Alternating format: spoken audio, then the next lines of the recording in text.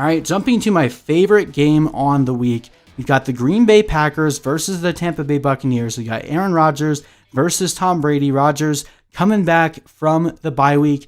Gets Davante Adams back. He's been practicing fully all week. Looks like he is a full go coming back from that hamstring injury. So the Packers are a little bit more healed up. Still missing Allen Lazard, but for the most part, have the majority of their weapons. And same thing for the Buccaneers side. It's looking like Chris Godwin will be back this week, along with Mike Evans has been practicing. So there should be a full core of receivers for both of these teams. Excited about that. And Vegas is excited about it too. Give us a 55-point over-under. Packers are currently favored to win this game by 1, meaning this is supposed to be a pretty close game. Could easily shoot out. Packers, implied points of 28 versus 27 for the Bucs, but could clearly go above that. We've seen Tom Brady already throw for a 5-touchdown game, whereas Aaron Rodgers has been lights out up to this point. So it should be a very fun game for football watching, and of course for fantasy. Should be plenty of points to be had. Now the Packers have been above average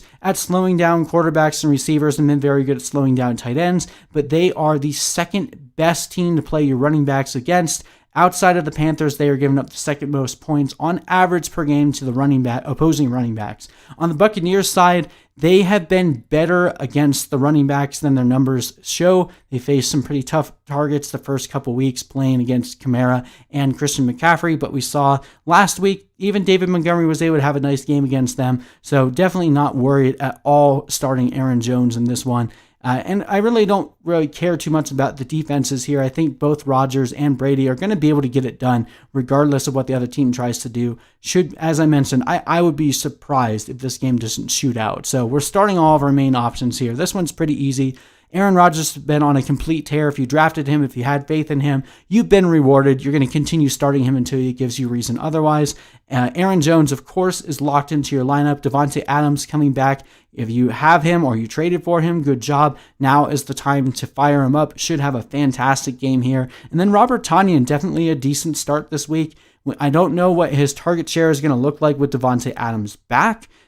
Will definitely be a little bit lower than what we saw against the Falcons. I don't expect him to ever throw up 3 touchdowns in a single game again, but he definitely has the trust of Aaron Rodgers. And that's been one of the things when we know observing Aaron Rodgers is he locks in and keys in on a few guys that he has faith in, that he trusts. And based on the chemistry that we've seen through 4 games thus far, Rodgers and Tonyan definitely have that chemistry that we've not really seen from a tight end with Aaron Rodgers for a while. So I really like Tonyan in this one. Maybe if you're looking for a tight end option, you're not happy with what you have, you might be able to sneak Tonyan in for a trade while you had a bye week last week. Maybe whoever has him is kind of already forgotten about that 3-touchdown game. Might be able to get him a little bit cheaper. If he goes off again this week, you're probably not going to touch him again. Tonyan could end up being the biggest surprise at tight end this year outside of Jonnu Smith.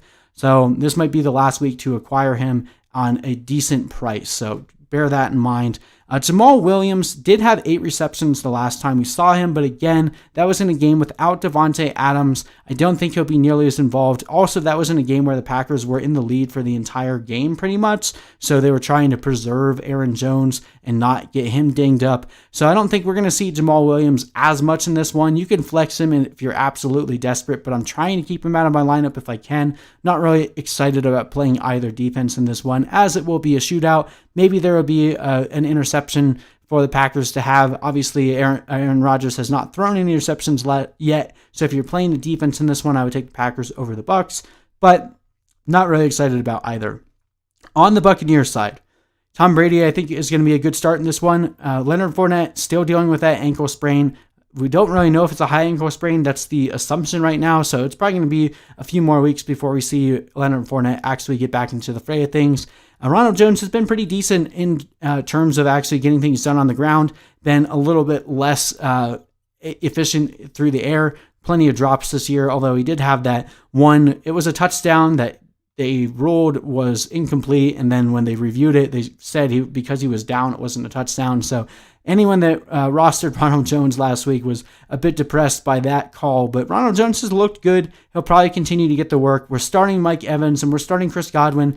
Obviously, if you've been hanging on to Chris Godwin, you're probably hurting at this point and really need him back in your lineup. So you're going to be firing him up this week. In terms of, Gronkowski, maybe you could convince me to start him. I think he's going to continue to see a decent amount of work. You're basically just hoping for a touchdown from him, but he hasn't seen nearly the same target share that we were hoping we could potentially see. Definitely looks a little bit older, but he's been getting a little more comfortable as we've gone on, so keep an eye on him. Keep him on your bench. Should probably at least be there rather than the waiver wire.